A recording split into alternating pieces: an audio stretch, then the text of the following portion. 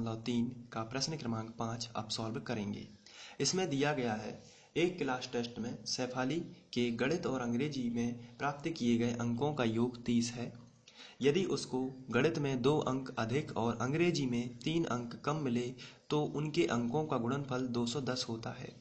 उसके द्वारा दोनों विषयों में प्राप्त किए गए अंक ज्ञात कीजिए। तो आइए इसको समझते हैं। यहाँ पर लिखा है सैफाली के गणित और अंग्रेजी में प्राप्त किए गए अंकों का योग 30 है। इसका मतलब ये है सैफाली के गणित और अंग्रेजी दोनों को जोड़ दिया जाए, यदि गणित के अंक और अंग्रेजी के अंक दोनों को जोड़ दिया जाए तो 30 होता है। ऐसी स्थिति में अगर हमें गणित के अंकों का पता नहीं है, ना ही हमें अंग्रेजी के अंकों का पता है, यदि हम गणित के अंक यदि माना कि गणित में उसे 10 अंक मिले तो अंग्रेजी में कितने मिले होंगे, तो आप कहोगे कि टोटल उसे 30 मिले हैं। अगर गणित 30 में से गणित के अंक यानी 10 निकाल लिए जाएं तो कितने बचेंगे, 20। तो आपको यदि गणित के अंक पता हैं तो अंग्रेजी के अंक आप पता कर सकते हो। कैसे पता करोगे? उसका आंसर है कि आप 30 में से गणित के अंकों को घटाओगे तो कितना आ जाता है, अंग्रेजी का अंक आ जाता है। जैसे गणित का यदि माना कि सैफाली को गणित में 10 अंक मिले तो अंग्रेजी में कितने मिलेंगे, 30 में से 10 आप घटाओगे। यहाँ पर 30 में से 10 आप घटाओगे तो कितने मिले, 20 मिले। यदि माना कि सैफाली को गणित में 20 अंक मिले तो अंग्रेजी में कितने मिले होंगे, तो आप कहोगे कि टोटल तो कितना है, 30 है। उसे गणित में 20 मिल चुके हैं यानी 30 में से 20 तो निकल चुके हैं, तो फिर कितने मिले होंगे, अंग्रेजी में 10 अंक। तो आपने क्या किया, इस बार 30 में से 20 को घटाया तो कितने मिले, 10। लेकिन ये तो हम समझ रहे हैं, अभी कंडीशन ये है कि हमें पता नहीं है कि गणित में कितने अंक मिले। तो हम मान लेते हैं, माना सैफाली को गणित में x अंक मिले तो अंग्रेजी में कितने मिलेंगे। तो आप अंग्रेजी के अंक कैसे निकालते हो, 30 में से गणित के अंक घटाकर। तो यहां भी हम 30 में से गणित के अंक घटाएंगे, लेकिन गणित का अंक कितना है, x हमने माना हुआ है, तो यहां पर भी हम अंग्रेजी के अंक मानेंगे 30 माइनस x, क्योंकि दोनों का योग कितना है, 30 है। तो हम लिखेंगे माना गणित के अंक x हैं तो अंग्रेजी में प्राप्त किए गए अंक कितने होंगे, 30 माइनस x, क्योंकि दोनों का योग कितना है, 30 है। आइए करते हैं। तो हम मानेंगे सैफाली के गणित के अंक x मान लेते हैं तो अंग्रेजी के अंक कितने होंगे, 30 माइनस x। आइए अब प्रश्न पढ़ते हैं। तो प्रश्न में लिखा है एक क्लास टेस्ट में सैफाली के गणित और अंग्रेजी में प्राप्त किए गए अंकों का योग 30 है। ठीक है, ये हमने कर लिया है। यदि उसको गणित में 2 अंक अधिक मिले तो अभी उसको गणित में कितने अंक हैं, तो आंसर है x है। और यदि उसको 2 अधिक मिल जाएंगी, यदि उसको 2 अधिक मिल जाएंगे, अभी गणित में कितने अंक हैं, x है। यदि उसको 2 अधिक मिले यानी कितना हो जाएगा, x प्लस 2। तो क्वेश्चन में लिखा है यदि उसको गणित में 2 अंक अधिक और अंग्रेजी में 3 अंक कम मिले, अंग्रेजी के कितने अंक हैं, तो आंसर है अंग्रेजी के अंक हैं 30 माइनस x। लेकिन उसमें 30 माइनस x में यानी कि अंग्रेजी के अंक में, क्वेश्चन कह रहा है अंग्रेजी के अंक में, अंग्रेजी में 3 अंक जो हैं कम मिले। 3 अंक कैसे मिले, कम मिले। तो अंग्रेजी के अंक कितने हैं, 30 माइनस x। उसमें हम क्या करेंगे, 3 कम करेंगे। गणित में उसे 2 अंक अधिक मिले, गणित के अंक कितने थे, x। क्वेश्चन कह रहा है गणित में गणित के अंक से उसे 2 अधिक मिले और अंग्रेजी के अंक में उसे 3 कम मिले, तो अंकों का गुणनफल 210 होता। अंकों का गुणनफल यानी इसका गुणा और इसका गुणा दोनों कितना होता, 210 होता। तो ये इस तरीके से आपको करना है, x प्लस 2 और 30x माइनस x माइनस 3 बराबर 210। यहाँ से आपको एक समीकरण मिलेगा जिसको आप वर्ग समीकरण या द्विघात सूत्र का यूज करके हल कर सकते हैं, गुणनखंड विधि या श्रीधराचार्य सूत्र से। तो इसको इस तरीके से सॉर्ट आउट करना है। तो शेफाली के गणित के अंक x हैं और अंग्रेजी के अंक 30 माइनस x हैं। क्वेश्चन में लिखा है यदि उसको गणित में 2 अंक अधिक मिले, तो हम लिखेंगे प्रश्नानुसार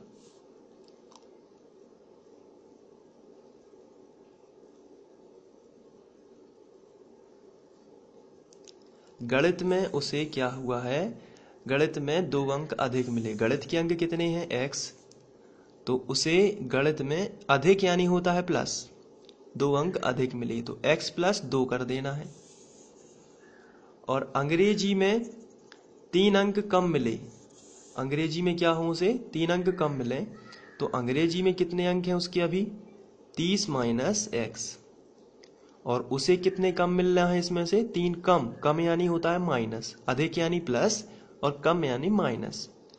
3 अंक कम मिले तो क्वेश्चन कह रहा है तो उन दोनों विषयों में कुछ अधिक मिले और अंग्रेजी में 3 कम मिले तो उनके अंकों का गुणनफल, गुणनफल यानी इन दोनों का गुणा, तो यहां पर मैं ब्रैकेट लगा देता हूं, इन दोनों का गुणा कितना होता, उनके अंकों का गुणनफल 210 होता, तो यहां पर हम करेंगे 210।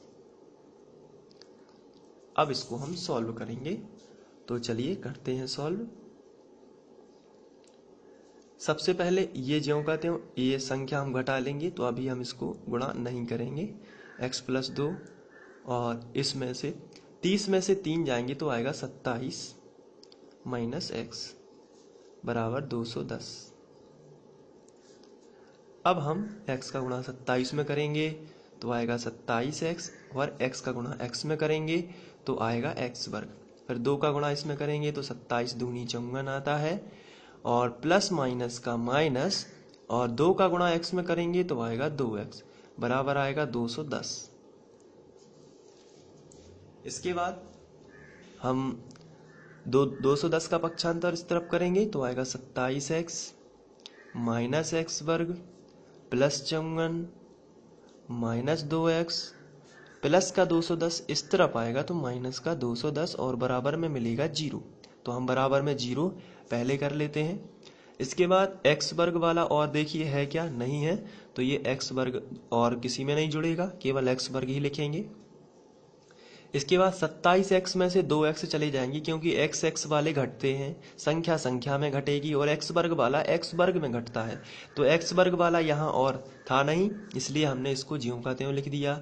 लेकिन x वाला एक ये है 27x और ये एक a है, तो यहाँ पर 27 में से 2 जाएंगे तो कितने बचेंगे, प्लस के 25x, और यहाँ पर 210 है माइनस के ये संख्या है, और प्लस के 54 है ये भी संख्या है, तो 210 में से हम घटा लेते हैं 54। इसके बाद बचेगा माइनस का, चूंकि माइनस की संख्या बड़ी है इसलिए माइनस में आएगा, और ये आएगा माइनस 156। आप घटाएंगे इसमें तो आएगा माइनस 156 बराबर 0। अब ये जो माइनस आगे लगा है इसे हम हटाना चाहते हैं, तो पूरे समीकरण में हम ऋण से गुणा करेंगे, तो हम लिखेंगे पूरे समीकरण में माइनस से गुणा, तो ये हट जाएगा, सभी चिन्ह बदल जाएंगे, माइनस का है तो प्लस का आ जाएगा, प्लस का है तो माइनस का आ जाएगा, और ये माइनस का है तो ये प्लस में आ जाएगा बराबर 0। तो यहाँ पर हमें एक वर्ग समीकरण प्राप्त हो जाता है। ये जो वर्ग समीकरण है अब इसको हमें तोड़ना है गुणनखंड विधि से, तो आइए सबसे पहले हम 156 के गुणनखंड तोड़ लेते हैं। तो गुणनखंड विधि से हम करेंगे, तो 156 को ये जो आखिरी वाली संख्या है इसका गुणा x वर्ग के गुणांक में किया तो एक ही है, तो एक ही आता है, इसलिए 156 ही रहेगा। अब 156 के गुणनखंड तोड़ेंगे तो 2 सत्ते 14 बचा 1 तो हो गया 16, 2 अट्ठे 16, फिर 2 से करेंगे 2 तिया 6 बचा 1, 2 इनाम 18, फिर 3 से करेंगे तो 3 एकम 3 और 3 त्रिका 9, फिर 13 हिस्से ही जाएगा, अभाज्य संख्या है 13 एकम 13। तो आप यहाँ पर देख रहे हैं कि हमें -25 चाहिए, ऐसी 2 संख्याएं चुननी है जिनका गुणा 156 हो लेकिन जोड़ना घटाना -25 हो।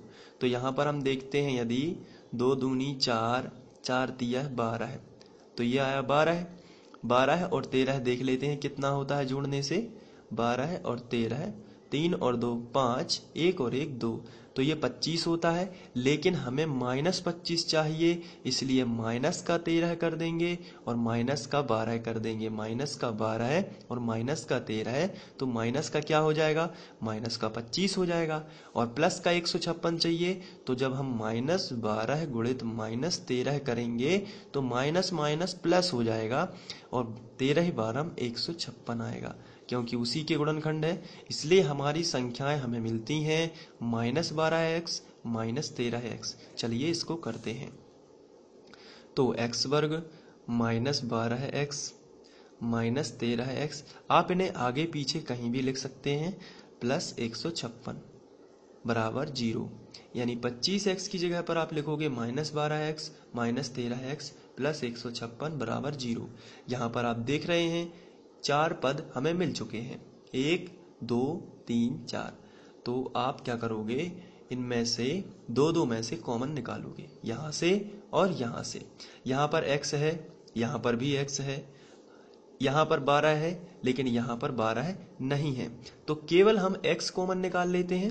x कॉमन निकालेंगे तो यहाँ पर 2 की घात थी, एक x निकल भी गया तो एक तो बच जाएगा, क्योंकि यहाँ पर x इंटू x यानी 2x थे, तो एक निकल गया तो एक बच गया। यहाँ पर भी एक x ये पूरा निकल गया तो केवल -12 ही शेष रह जाता है, तो यहाँ पर वही लिखेगा। इसके बाद माइनस लगा है तो माइनस तो कॉमन आएगा ही। यहाँ पर 13 है और 13 12 156 होता है, इसलिए 13 को हम उभयनिष्ठ निकाल सकते हैं, क्योंकि 13 की दुनिया में 156 आता है।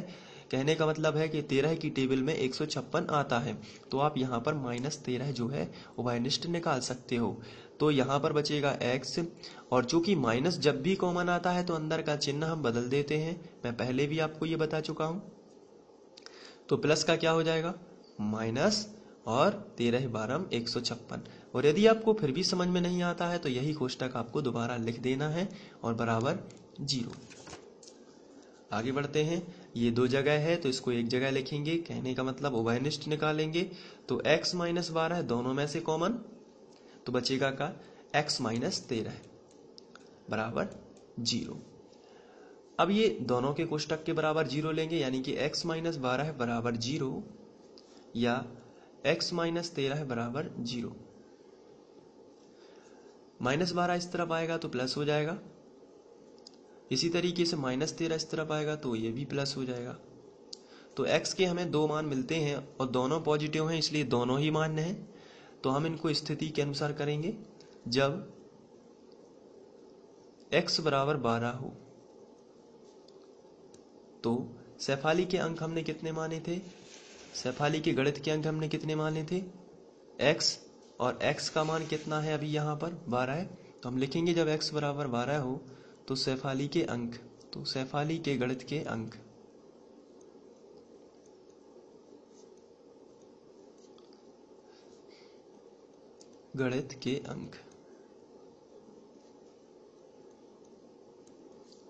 कितने हो जाएंगे, x है, x का मान कितना है 12 है, तो अंग्रेजी में कितने होंगे, हमने अंग्रेजी के अंक कितने माने थे 30 -x, तो अंग्रेजी के अंक जो हैं वो होंगे 30 -x यानी 30 -12।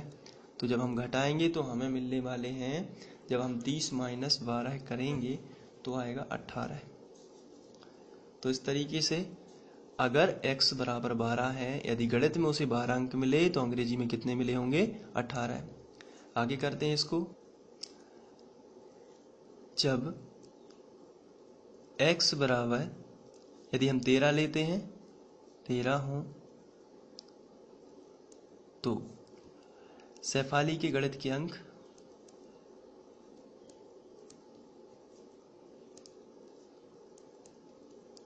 गणित के अंक 13 हो जाएंगे, तो अंग्रेजी के कितने होंगे, अंग्रेजी के अंक 30 -x यानी 30 -x यानी 30 -13 है,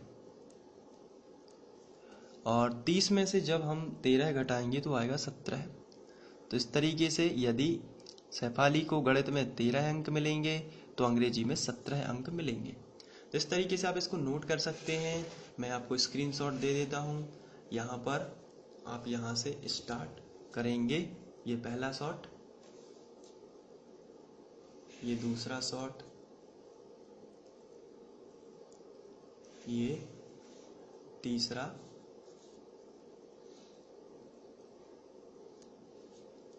ये इस तरीके से। तो आप इसको नोट कर सकते हैं।